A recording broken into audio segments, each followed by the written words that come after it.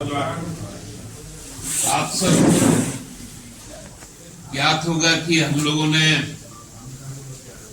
चुनाव से पहले जब कोविड काल तक जो दौर था वो समाप्त हुआ, तो सबसे पहले 2022 में माननीय मुख्यमंत्री ने राज्य के विकास को और तेजी से आगे बढ़ाने के लिए केंद्र के पास जो हमारे बकाये हैं,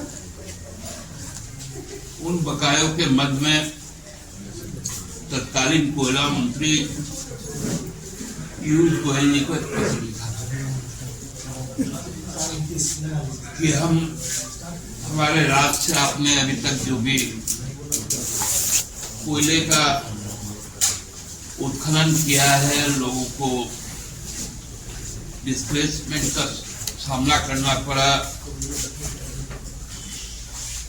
पर्यावरण को नुकसान हुआ, इन तमाम मुद्दों पर जो हमारा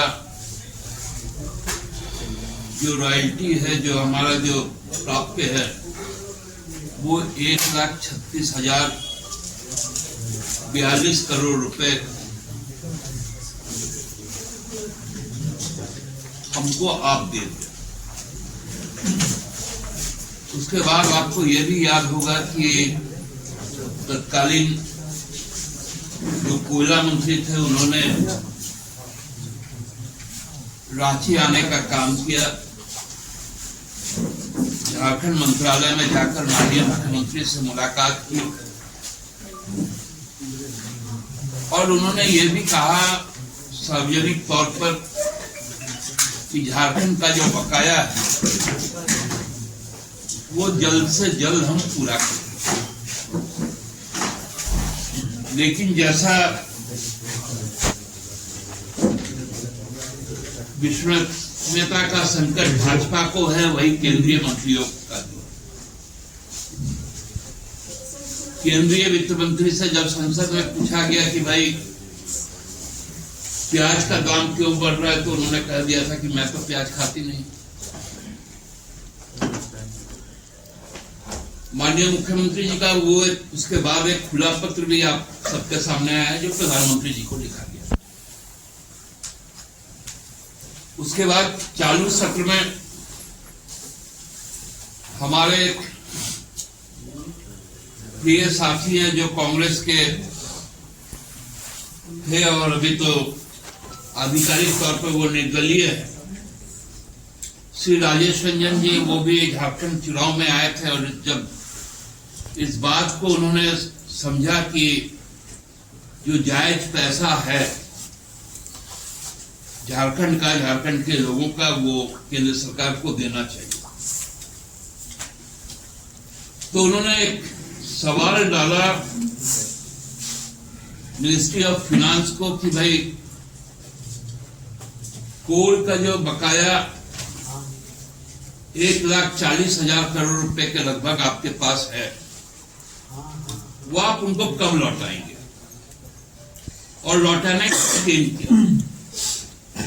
तो जो minister of state for finance Shri Pankaj Chaudhary ji, उन्होंने जो लोकसभा में ये जवाब दिया, इसमें कहीं पर भी कोल इंडस्ट्रीज के बारे में उल्लेख ही नहीं। चालाकी देखिए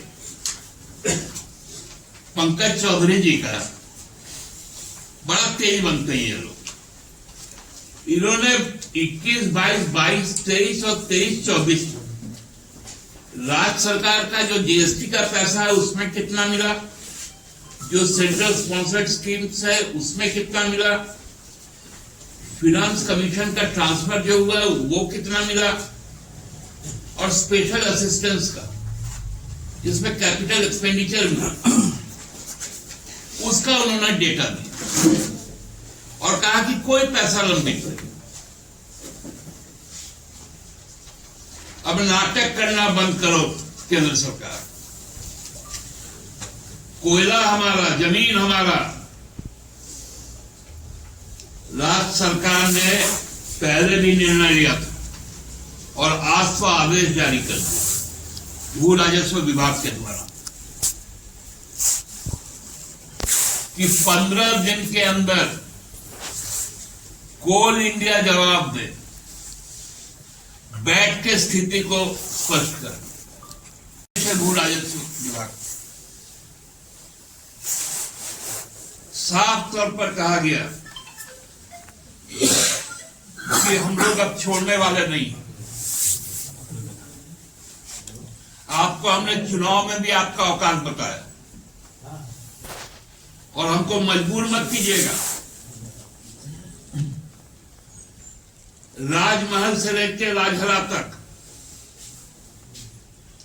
एक भी कोयला का खदान नहीं चलेगा, एक ढेला भी कोयला बाहर नहीं जाएगा।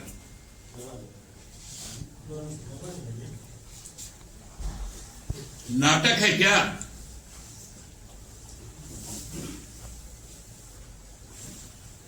कहां है यहां से चुने गए लोकसभा और राज्यसभा के सदस्य जो भाजपा के मंत्री भी हैं? सब गूंगे हो गए क्या? बहरे हो गए?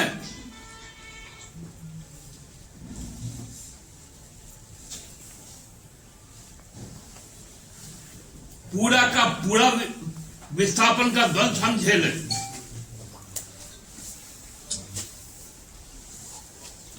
पर्यावरण को जो नुकसान हो वो तो अलग, जंगल काटे गए,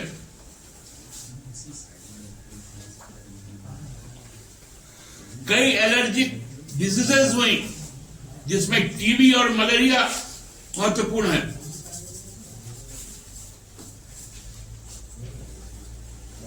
और ये चालाकी कर रहे हैं। हम लोगों ने तो कह दिया है कि भाई किस मद में आपका कितना पैसा बाकी। माननीय मुख्यमंत्री जी ने जो पत्र लिखा था उस पत्र में सारा डिटेल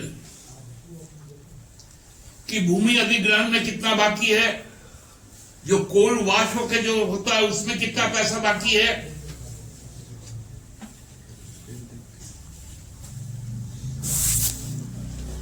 जो सूद हमको मिल रहा है उसमें कितना पैसा बाकी है।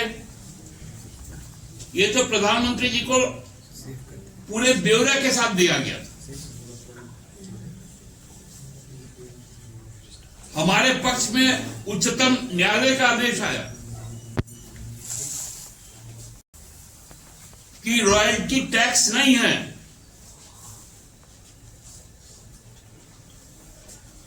सुप्रीम कोर्ट ने अपने 9 सदस्यीय फुल बेंच कॉन्स्टिट्यूशनल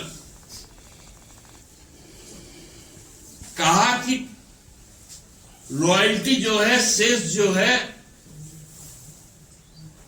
वो टैक्स के दायरे में नहीं आता। अब तो हम ये भी जोड़ेंगे, हमारे भूखंड से जो रेलवे जाता है उसमें जो माल ढुलाई होती है उसका भी फ्रेट पर अब हम अपना रॉयल्टी दें।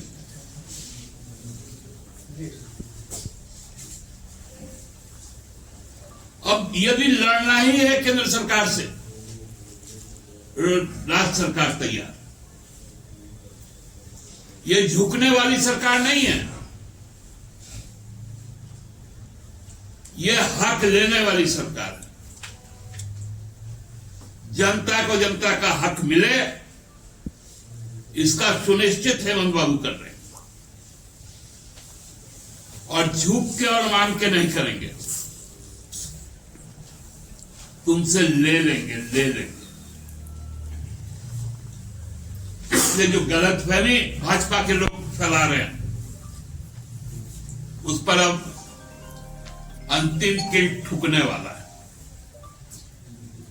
कोयला कंपनी के अधिकारी लोग समझ लें,